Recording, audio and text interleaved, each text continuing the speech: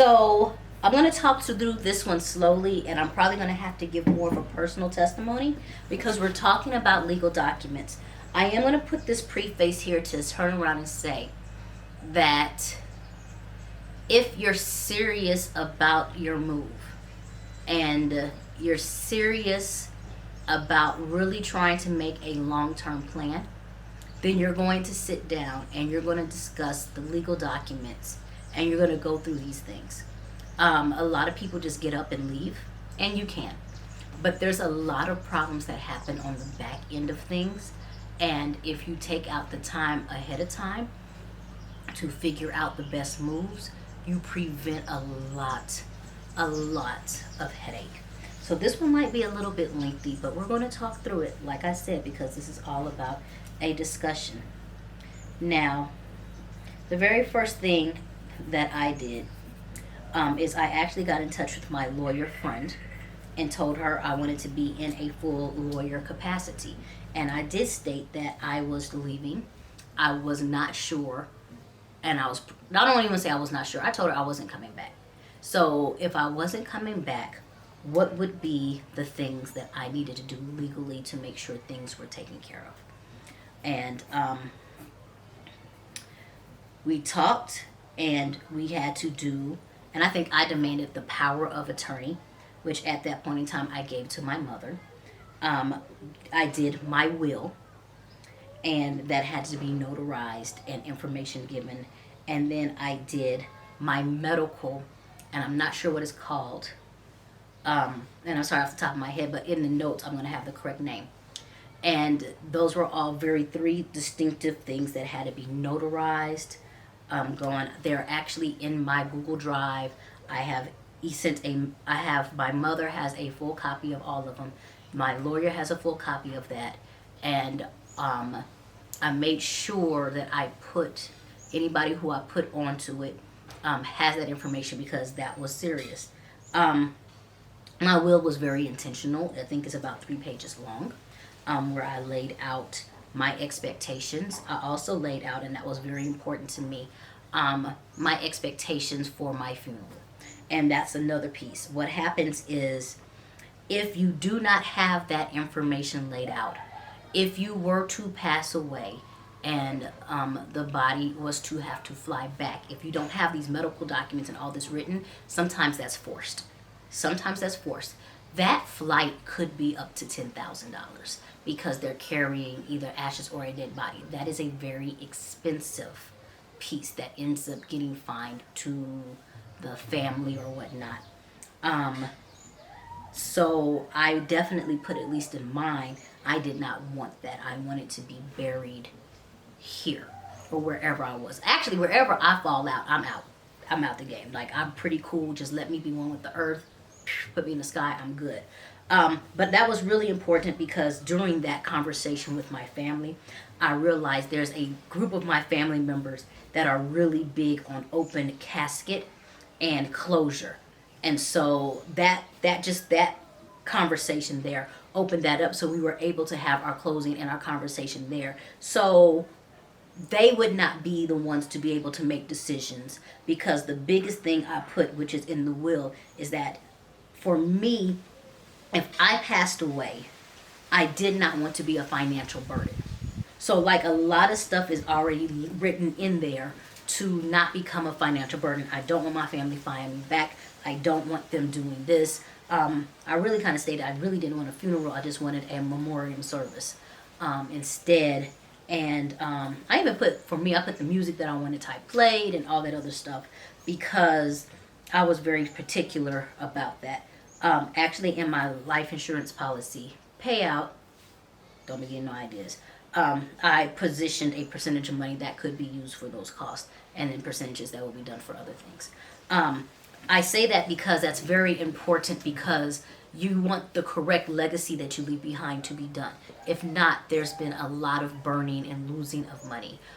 There's been a lot of different things that can happen. So the will is very important, and it should be notarized. You should have your lawyer have it, and then whatever happens, me and my lawyer have a communication plan, so she knows if something happens that she should be on the protocol, because I don't think that are before then, my family would have known that she has that information. So you got to make sure that that's streamlined, where whoever's what has that contact number and knows that that is the space of what needs to happen. The second one that was very important was the God, it's the medical form, and it's like the right to resuscitate, the right to, and then at what point do you want pullets pulled or different things like that. I was very cautious. Number one, who you put down. There's like three people you end up putting down. Who you put down is very important. So make sure that you have that updated and legalized. And the truth for me is my mother is not the person who makes the final decision. It would be my sister, only because my sister actually is in the medical field. And I knew that if something that happened to me, that can be an emotional decision when I need it to be a logical decision at that point. And I just felt like certain people who loved me were tied too closely to the emotions, and it needed to be logical. So that was a very strategic piece. And you're going to have to go through for every single scenario. That was one of the longest papers that I had to write out, because it was, well, if you're doing this, if you show an allergic reaction, what do you want done? If you show this, what do you want done? You take the time out and you write that entire piece. It is very, very important to write all of that out. And it's already, it's templates done. I have 2 lawyers, depending on where you are, that can give you that information. I'm going to see if there's paperwork that you can do to look at it. I'm going to see if I can put it in below. If not, I just don't know if you have to have a lawyer to have that paperwork or not. Those were the 3 major legal documents that need to be done. Power of attorney, the will, and the medical release form. I'm going to give this side note here. So this is your bonus, is that you want to have very serious conversations about your life insurance policy. You want to have a serious conversation about your retirement policy. And when I say serious conversation, it doesn't make sense for me to tell you a serious conversation and you don't know what about. You need to know the terms of your life insurance policy. And no matter what you have, you want to research that terms against others. For me, I found out that my life insurance only paid out like this part that's supposed to help you out during your medical cases when you're in hospice, which was like a no for me. If I'm in hospice, like, dude, that's hospice is 10 days from goodbye to me. Actually 4, but and what actually happened is I did research, and one thing is when you leave the continent, when you leave the country, when you leave America, policies look a lot different and you still qualify for them. I have a different life insurance policy. I got it originally through the UAE. It covers me no matter where I move to in the States. Not in the States, here, wherever I move to. What I didn't realize before is the life insurance policy in the U.S. only covered me if I died on U.S. ground. I could not die as a resident of another country. Those are questions that you want to ask. You want to ask to make sure the medical conditions that it covers. You want to turn around and ask, like, the hospitals or anything of what it covers. You want to get very direct and pinpoint and ask questions. This is another one where I was told one thing by the agents, and it ended up not being true. And you have to be careful because agents are only trained to know what they're supposed to know. And so not every time do they know the direct questions that you're trying to ask. And that caused me a big disagreement with my agent. I realized later he just did not know because they're not trained for our kind of cases. The life insurance company I have now is a phenomenal job, and they actually cover me like in over 60 scenarios. Cost a lot less than what I was paying, and for the same type of coverage.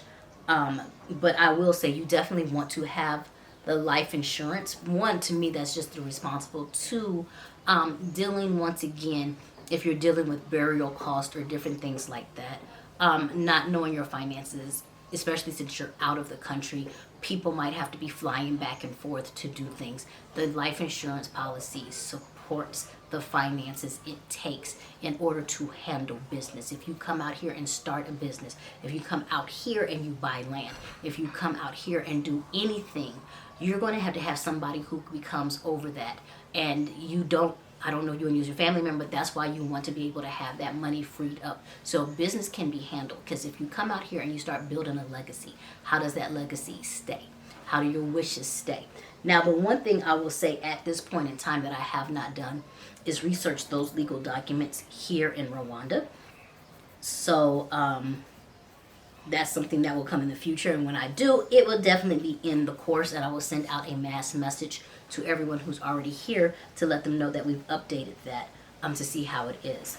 But I will say, you want to look into that. You want to look into putting into your retirement. You want to check, and I know this one now, the stocks in your retirement plan if you're doing that, and if those stocks are actually matriculating and moving at a pace. You want to know what stocks that you're invested in. You want to know how those decisions are picked. Are you in the best of brand? Are you really pulling it together? Because from what I've learned recently, they just put some stuff together, and no, if you can have a say-so over what stocks that are picked or not, you really want to take a course. You really want to talk to somebody. Maybe one day that day will be me. You could talk to me. I'm still learning. But you want to be able to ensure that the stocks that you have are stocks that are best in brand, which means that they're number one in their entities and they're going to grow regardless. When I say number one, if I turn around and say Apple, you already know who that is. If I say Microsoft, you already know who that is. But if I turned around and said Exxon, which is wrong, or IBM, you haven't heard from them in a long time, which IBM is still a strong company, but they're not best in brand. They're not the top ones you think of. Your top companies, no matter what, are going to have enough capital to turn around and do what the competition does. It's going to be very hard if they've been in business for 20 years plus for anybody to come and overcast them or do anything. And that's what's good about best in brand when you're talking about stocks in long term, is because you want somebody that's always going to perform, that no matter what, they're always going to bet. I don't care how old Michael Jordan is. I still will turn around and say right now, if you just had to make a shot from anywhere on the court, you might have old bones, but you have smooth follow through, you're going to hit it. And so that's what you want. You want a stock that's been good. It's good. It's as good as, I was going to say, Teddy Pendergrass song. Like as soon as you hear it, you know what it is because it always comes through. And so that's what you want to make sure you're doing with your legal documents.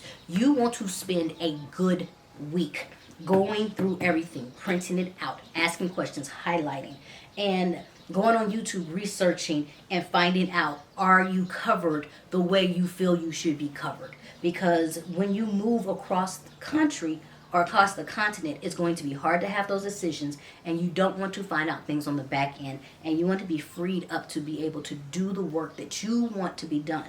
One thing about finding your freedom that I'm really big about, you coming out here and finding your freedom, is carrying your legacy.